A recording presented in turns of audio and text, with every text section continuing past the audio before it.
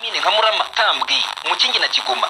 Ibyo byabaye umurenge wa Bweramana wo mu karere ka Ruhango. Byo bamaraga gufata urugimbu. Bweramana, Busasamana n'ahandi ni hamwe mu hantu mu Rwanda havugwa. Ukibaza nimba hari ikintu kidasanzwe Imana ihakorera cyangwa yahakoreye no mu bihe bya kera. Uyu munsi twerekeje Bweramana, ni umwe mu mirenge 9 igize akarere ka Ruhango.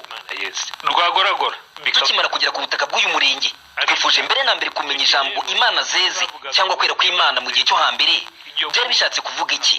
Kugira ngo rero habeho ubupfumu bugaragaza ko Imana zeze. Umupfumu yarazaga yatumiwe na nyir'urugo ari buragurire, agashaka akasanga nyir'urugo yashatse urugimbu rwavangwaga n'utuntu tw'uduti bita utujyuri, bakaruhonda, bamara kuruhonda bakarukaraga mu ntoki. Ako kantu bakaraze bakagashyira mu kantu babumbye mu ibumba bakitaga igicumbi. Cya gicumbi bakaba baciyemo akantu k'akenge bagashingamo rwa rugimbu ruvanze bahoze mu bujyuri. Bakaba bashatse inkono bakashyiramo, bakazana urumuri bagakongeza rwa rugimbu rukakira mu nkono, bakarwitegereza.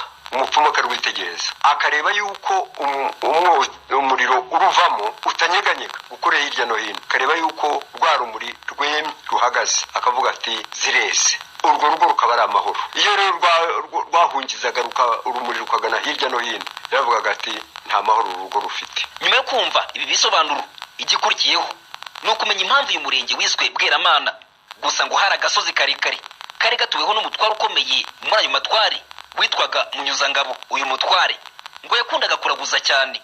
Ibi kandi ngo biniyongera ku bapfumu benshi kandi b'abahanga bezaga Imana kuri rubanda ndetse no ku bami. Abatubwira aya mateka baranagaruka ku mazina yabo bibuka babayeho mu bihe bya kera. Munyuzangabo rero ni watwaraga uyu musozi, akaba ari n'umutware ukomeye cyane kuko yatwaraga abarimo kuko bakomoka kuri Mwami Kirima Rujugiro. Twari duhafite umukecuru witwaga Nyiramarora, akaba Bukamuhirima rero ubwo mukecuru byari umupfumu bw'umuhanga, gwagendaga akagaragaza neza kandi akerekwa neza ibigiye kuba kandi byagiye bigira gute biboneka. Niwe wavuze ko iby'amamodoka tubona uyu munsi azabona utuntu tugenda twihirika mu muhanda. Yagiye avuga iby'abazungu ko bazaduka bakaza ari abantu bafite urubara rutukura. Bari bahari ko niyo gukuru wanjye yari umupfumu yaraguraga, ariko we ntabwo yakoreshaga inzuzi, yaraguza ku mutwe gusa. Nyuma y'umwaduko w'abazungu mu Rwanda, benshi bazanye amadini muri rwo, byatumye umuco wo kuraguza ugenda ugabanuka i Bweramana. Gitwa nk'igice kizwi mu Rwanda nk'inkomoko y'Abadiventiste munsi wa 7. Ngo bakimara kuhagera, Bibiliya yahise yubika imbehe z'abapfumu muri ako gace, aho kuri ubu iyo mihango itakihakorerwa. Muri Bweramana abapfumu baragabanutse kuko Bibiliya yaje abirukana. Madini yaje Katolika, Abadiventiste, abasana n'uwabikora ntawe sinzi ko ari njye wongeza, ntawe ushobora kuranga kukana ka umupfumu ko baracitse Bibiliya yabaciye. Ubugorozi bwa Bibiliya bwaje gushyira ku murongo iyo mihango byiswe ya gipagani iteshwa agaciro. Iyo uvuye mu murenge wa Mukingo ni ku ruhande rw'akarere ka Nyanza, uhana imbibe na Bweramana wa Ruhango, ubuntu umujyi muto urimo inyubako y'ibitaro by'akarere ka Ruhango bya Gitwe, kaminuza ya Gitwe n'ibindi bikorwa remezo bitandukanye. Abaturage babishingiro bavuga ko iterambere bataryumvira kuri radio gusa. Ibi kandi banabivuga banagereranyije n'iby'u Rwanda rwo hambere. Nashingiwe muri 1965, uyu musozi nta muhanda haba, ku buryo nashingiwe Kabgayi. Nagiye n'amaguru ngerayo, nkodesheje imodoka turagaruka tuyisiga Igitwe. Igitwe harahindutse cyane, hameze neza, hari amajyambere atangaje. Ubu duhafite hopitale, tuhafite amashuri, hari ishuri rya koleje ya Gitwe, hari ishuri rya Isapage, ruguru yaho kuri hari SM. Urumva amashuri 3 abangikanye ni menshi. Hari n'ivuriro dispenseri n'ibitaro.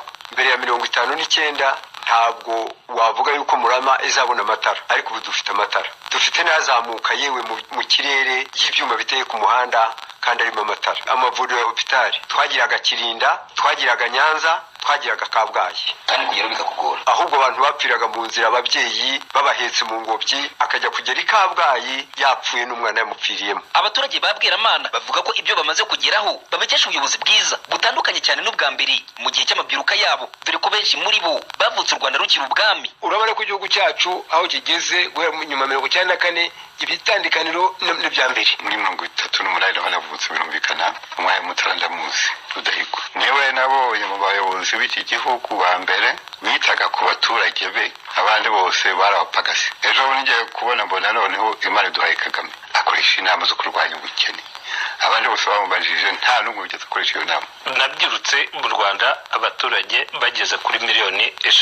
uyu munsi turi mu gusaga 10. Dokuvuga ngo rero nyuma ya Rudahigwa Perezida Kagame arimo kugabira abanyarwanda inka buri hasi kugira ngo nawe agiye ku murongo. Umunyamabanga nshingwabikorwa w'umurenge wa Bweramana Byiniro Jean Paul avuga ko intego bafite nk'ubuyobozi nizo gushakira iterambere n'imibereho myiza by'abaturage muri rusange. Turi mu kazi, turi mu bikorwa, turimo turashaka iterambere ry'abaturage nk'uko leta yacu ibidusaba. Tugomba kumanuka tukegera umuturage kuko iterambere ry'u Rwanda rishingiye ku mibereho myiza y'abaturage. Umurenge wa Bweramana ufite utugari 5 n'imidugudu 53 utuwe n'abaturage bagera ku 28,902, ukaba ufite ubuso bw'ibirometero kare 63. Ngiye inkomoko n'amateka